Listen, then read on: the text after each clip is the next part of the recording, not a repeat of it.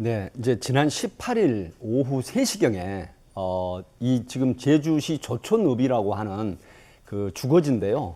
3시경에 그 범인으로 추정되는 두 사람의 남성이 그 피해 학생, 16살 먹은 중학생 집에 들어가는 게 이제 목격이 되는데, 이건 왜 그러냐면 당일날 18일날 저녁에 밤 11시가 다 돼서 어머니가 16살 먹은 학생의 어머니가 일을 마치고 돌아왔는데 아이가 다락방에서 결박된 채 숨져 있는 거예요.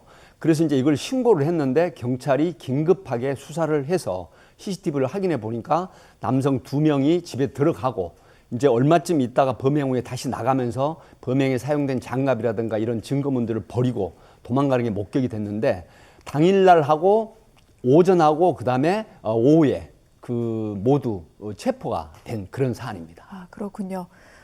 그런데 사실 여러 가지 지금 얘기가 많이 나옵니다. 원래 이 남성 아마 함께 살았던 것 같고요. 그 과정에서 뭐 싸우거나 또한 뭐 헤어지는 과정에서 이 모자에 대해서 계속해서 폭행했다는 사실이 드러나기도 했습니다. 그래서 피해자 어머니가 이미 사건이 발생하기 전에 경찰에 신변 보호를 요청을 했는데, 그런데 왜 막지를 못한 겁니까, 네, 팀장님? 사실 그 지난 4일에도 이 어머니하고 16살 먹은 아들을 같이 폭력을 했고, 네. 예전에 이제 그 피해 학생의 어머니하고 동거하는 이제 그런 관계였어요. 사실혼 관계라고 봤죠. 근데 이제 이 여성 쪽에서 너무 그 주치 폭력이라든가 이런 부분이 심하기 때문에 결별을 선언을 했는데 여기에 앙심을 먹은 걸로 되거든요. 그래서 이제 접근 금지 명령도 받았습니다. 법원으로부터 경찰이 신청을 해서 받았는데 결국은 스마트워치는 지급을 못했어요. 왜 그러냐면 19대 정도가 있는데 이미 다른 곳으로 지급이 돼서 안 됐던 거고, 다만 이 CCTV를 설치를 하고 순찰을 강화하는 이런 형태를 했었거든요. 근데 문제는 이제 이런 겁니다. 자, 굉장히 많은 신변보호 요청이나 접근 금지 명령에 의한 그런 어떤 보호 조치를 하더라도 굉장히 많은 사건 사고가 접수가 되거든요. 그렇다고 하면 한정된 인력으로 경찰력이 모두 24시간 감시를 한다거나 보호 조치를 할 수가 없다는 그런 부분들이 있거든요. 그래서 그런 허점을 이용해서 결국은 이 엄마가 없는 틈에 아들 혼자 있다는 걸 알고 들어가서 결국 보복 살인을 한 걸로 이렇게 지금 판명이 되고 있고, 오늘 지금 두 사람이 영장 실질 심사를 했기 때문에 아마 저녁 때쯤이면 영장이 발부될 걸로 알고 있는데, 제주 시내 조촌읍뿐만 아니라 제주 시내에서 많은 제주도민들이 굉장히 이 사건에 제주도민으로서 참 침통하고 부끄럽다, 이런 지금 기사들도 나오고 있습니다. 네. 뭐 제주 도민들 뿐이겠습니까? 앙심을 품고 어린 중학생을 살해했다는 이 범죄, 전 국민이 분노하고 있는 중이기도 합니다.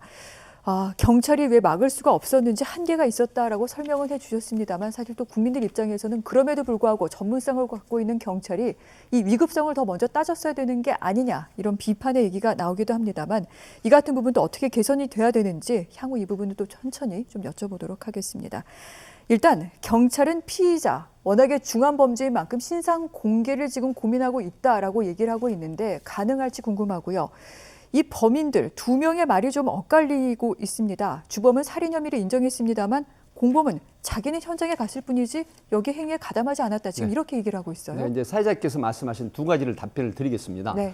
우선 신상 공개, 굉장히 잔인한 범죄를 했거든요. 그래서 특정 강력범죄 8조에 2에 보면은 이런 게 있습니다. 범행 수단이 잔인하고, 그 다음에 그 충분히 증거가 있고, 그리고 어떤 거냐면 국민의 알 권리라든가 재범 방지에 의한 이런 법조항이 있어요. 그래서 경찰에서도 이걸 지금 실질 심사가 끝나고 영장이 발부가 되면 아마 신상 공개를 저는 거의 100%할 걸로 보거든요.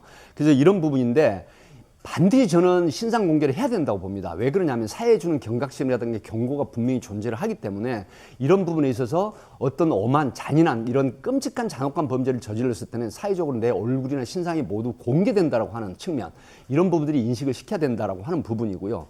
자, 두 번째 말씀하신 네. 지금 주범은 인정을 했어요. 그럼에도 불구하고 46세 된, 그러니까 주범이 48세고 공범이 46세인데 서로 형 동생하는 사이입니다. 그런데 46세 된 동생이라고 후배는 뭐라고 얘기를 하냐면, 나는 사실 실행에 가담하지 않았다. 선배가 도와달라고 해서 현장을 같이 갔지만 살해에 가담하지 않았다라고 하지만, 그럼에도 불구하고 오후 3시에 집 담을 넘어 들어가서 침입을 하고 아이를 결박을 하고 그 다음에 목절린 형태로 살해를 했다고 하는 부분, 국립과학수사연구원 부검 결과는 경부 압박 질사로 나왔거든요. 그렇기 때문에 이 끔찍한 범죄를 같이 공범이 같이 두 명이 했다라고 보는 측면이 있기 때문에 이것은 범행을 부인을 하더라도 아마 똑같은 형태로 공범관계로 처벌받을 가능성이 굉장히 높다. 이렇게 분석을 합니다. 알겠습니다.